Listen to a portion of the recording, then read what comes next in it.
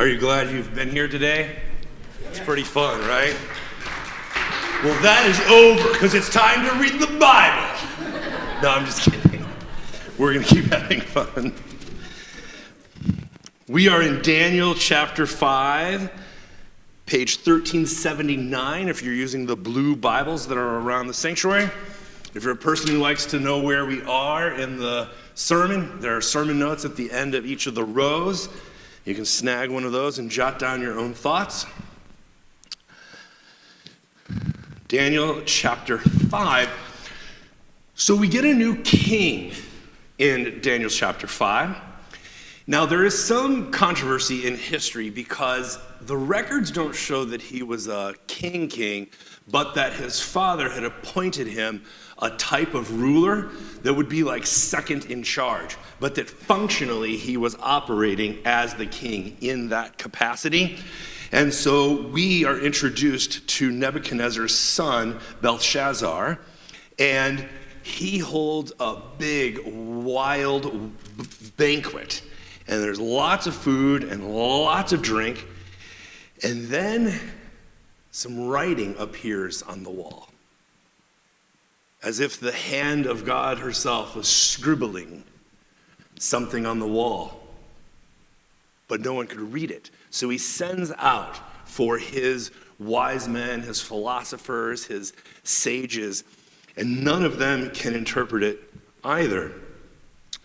So Daniel had gained a little bit of a reputation as being able to interpret dreams and the like, so he sends for Daniel. So we're going to pick up the story actually in verse 17. And that's on page 1380 if you are following along.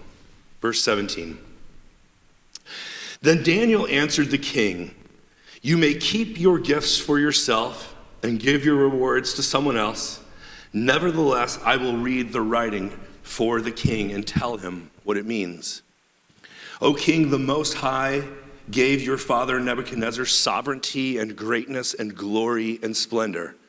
Because of the high position he gave him, all the peoples and nations and men of every language dreaded and feared him.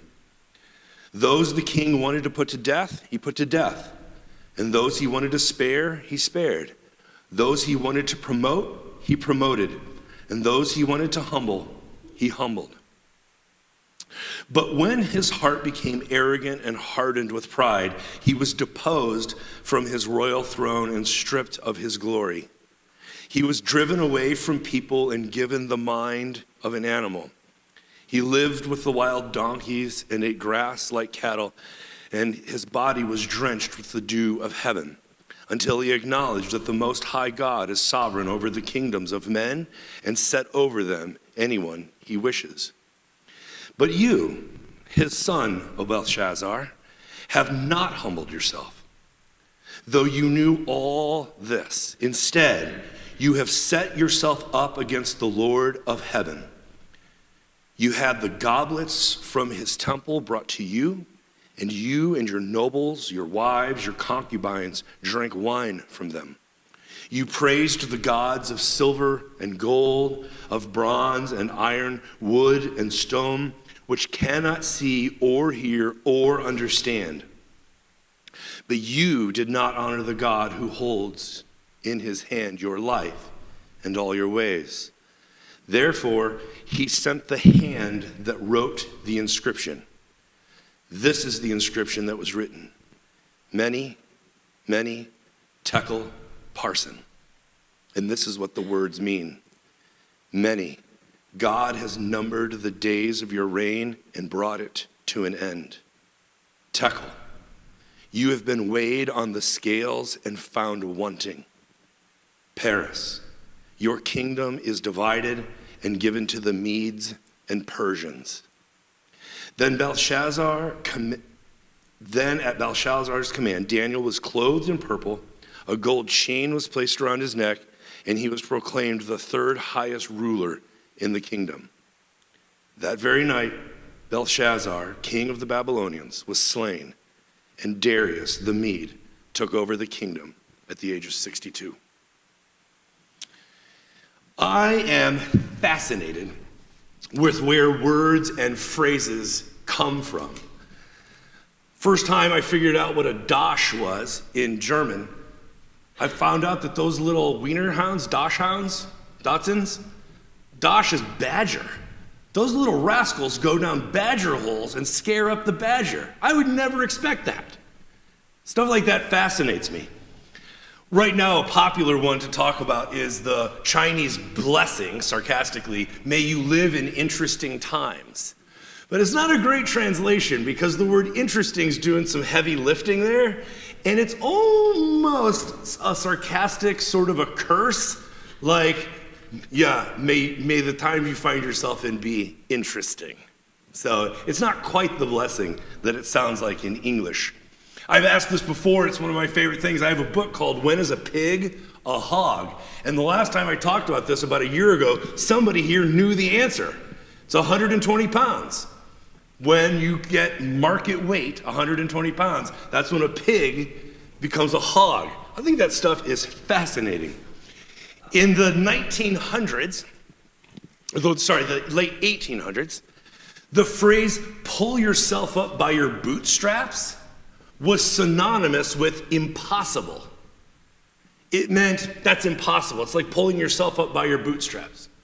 By the way, if any of you are curious about this, you should put on your boots and lay down and try and pull yourself up by your bootstraps. It's impossible.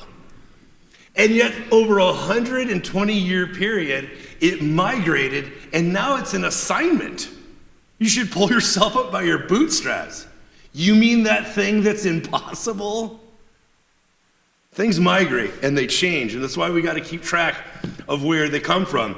The phrase bought the farm is like a crass way of saying that someone died, but it's actually from the early days of aviation. In Dayton, Ohio, when the Wright brothers, they weren't successful right away.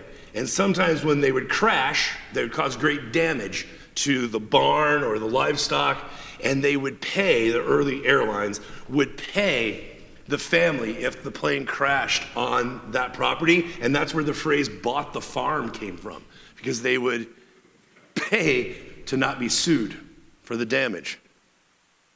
I think this stuff is fascinating, so I'm going to keep going. I wasn't the brightest kid, and please don't laugh. I just wasn't that sharp. I was one of those people they call a dumb jock.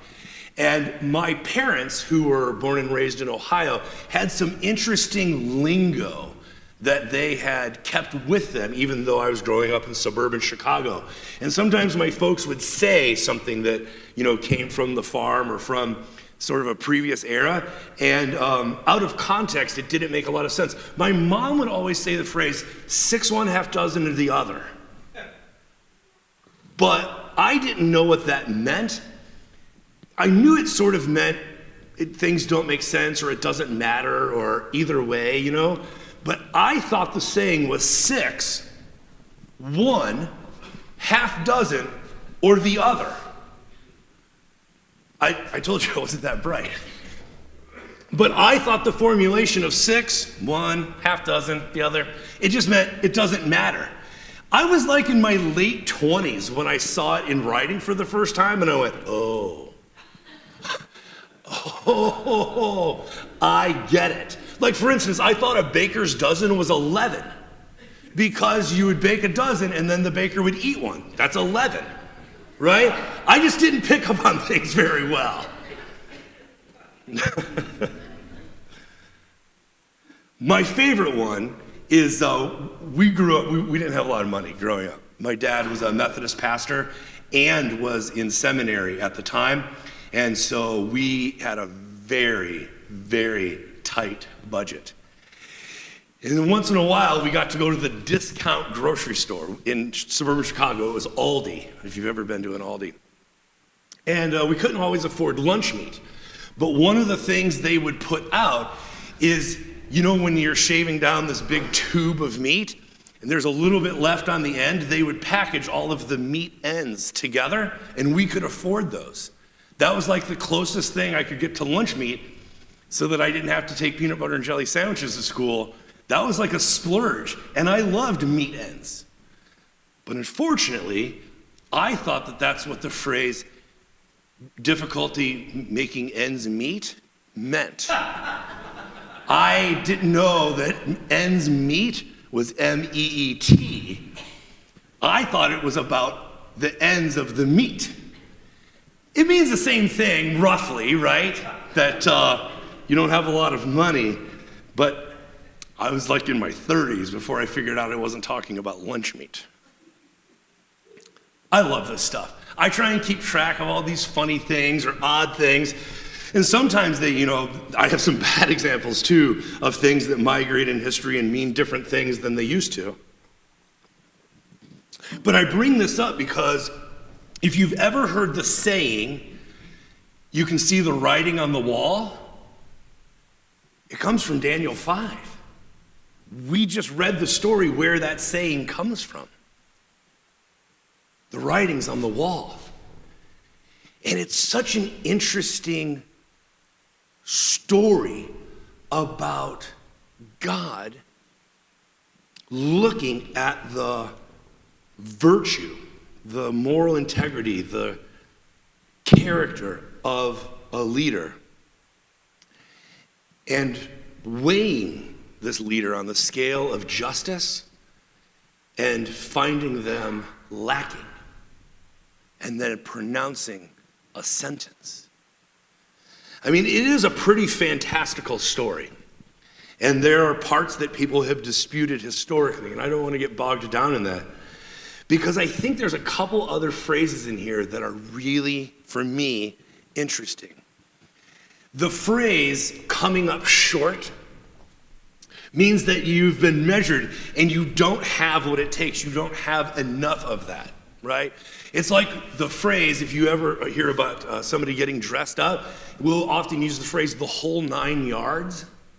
Well, that comes from the early days of suit making, tailoring, where a very nice suit would utilize 9 yards of fabric so that no one piece was cobbled together. You needed a whole 9 yards. So when we say the whole thing, one of the sayings we use is the whole 9 yards, which I knew didn't come from football because that's 10 yards, right, for a first down, but I didn't know where 9 yards. Well, what's 9 yards? So I looked it up. But coming up short is such an interesting way to say you have been put on a scale and you are a lightweight. You don't measure up. You're coming up short of expectation. Then I started thinking about this phrase, lightweight. It's a weird one because light doesn't weigh anything. So a lightweight is sort of saying like there's nothing to you, right? You're coming up short. And when it comes to our leaders, and especially as somebody who finds himself in a position of leadership sometimes, there is an expectation that leaders will be a certain kind of person, that they will conduct themselves in certain ways, and that on the scale, they will have the gravitas, the weight of the role that they have been placed in, that they will be up to the challenge of leading and guiding and casting a vision and making decisions, because there is a weight, a gravitas to that. Whenever I think about gravity or heaviness, I'm well aware that the Hebrews, and the story that we're reading is written in Hebrew, that there is a word in Hebrew you may be familiar with called Shekinah, and it's usually when something glows. It's a Shekinah glory, God's glory, right? But that word Shekinah is actually not a light word, it's a weight word. Because when God's glory would show up in these early times, people would often buckle under the weight of God's presence and would actually fall over. They would keel over under the weight of glory. That there is something about, whether you have God's glory in this case, or I would even say the divine within each of us, when we are in our glory, there is a weightiness to our presence. When you and I are doing what we're supposed to do, and we are fully present in other people's lives, using our gifts and graces to be for them what they may not even be able to be for themselves in that moment. When we have maybe been put in a position through good or bad circumstances where we're having to make some really tough decisions, and maybe decisions that impact other people greatly, to be fully present and available in that moment, there's a glory of being human. That's full humanity. There's a glory to that. And that's a weighty word. There's a weight, a heaviness to that. Both for you, you feel the weight of that assignment, but it also carries weight with other people.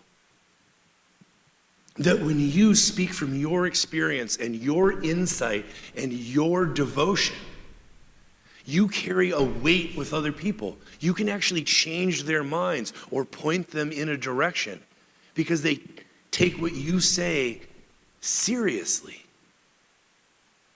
These are weighty words. So being a lightweight, in this case, would be an oxymoron, because that word Shekinah is a glory word, it's a light word, but it's a weight word. It's a heavy word. And that's why when God shows up in the Hebrew Testament, people often fall over in response to it. They can't handle how heavy that encounter is. You know that I am suspicious of any story in the Bible that has an animal in it. You're probably getting tired of me talking about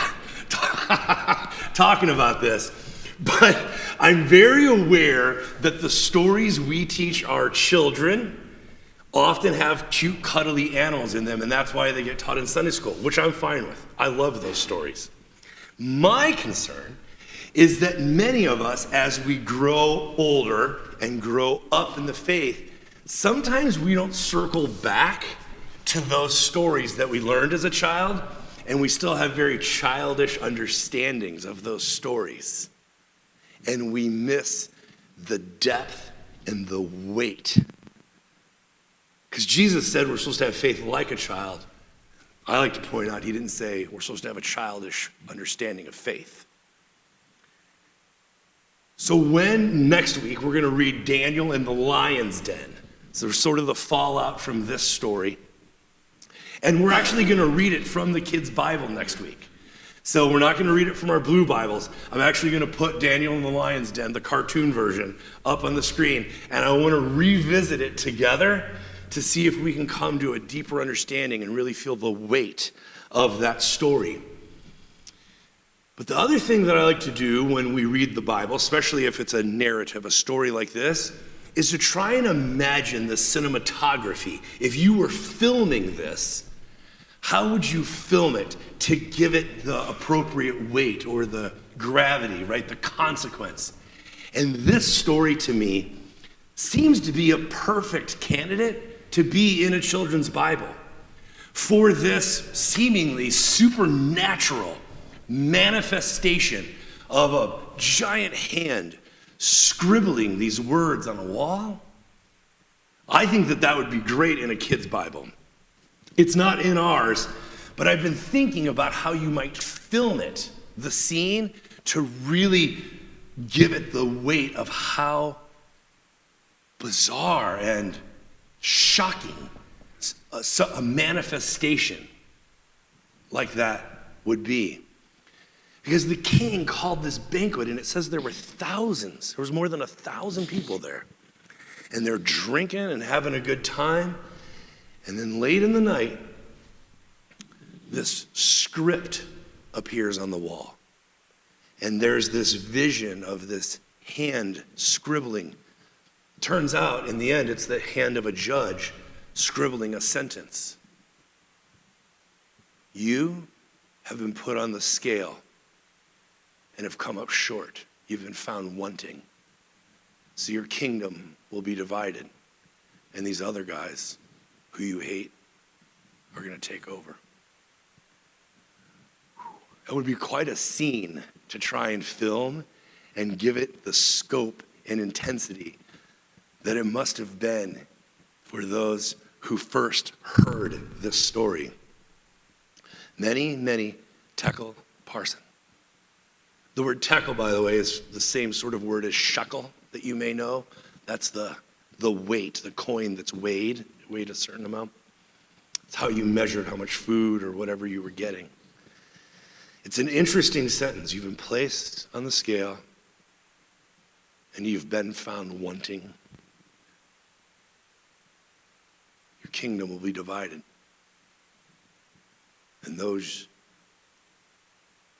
who you don't like will take over. Some of you like this story a lot. You wish that something like this might happen now. But I just want to put in front of you that there are times that are heavier than other times. That like light, it doesn't have a weight, time, or circumstance. And yet, we would be wise to acknowledge that there are certain things some of you are concerned about that are weighing you down.